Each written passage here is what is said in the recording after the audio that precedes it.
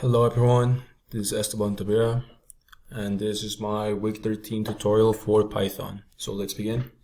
For this week I decided to create a class and I called it soccer, and then basically I define my init, which is self of course, and it has a name and age.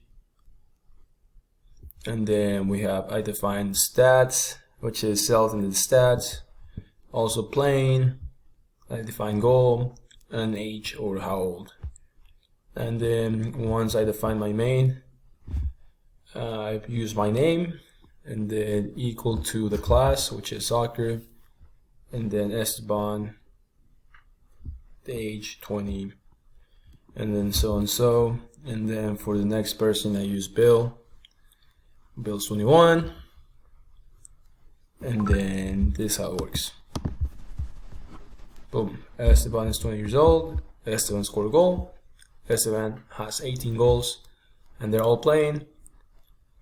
Bill's 21 years old, Bill's playing, Bill has 5 goals, and they're all playing soccer. Thank you.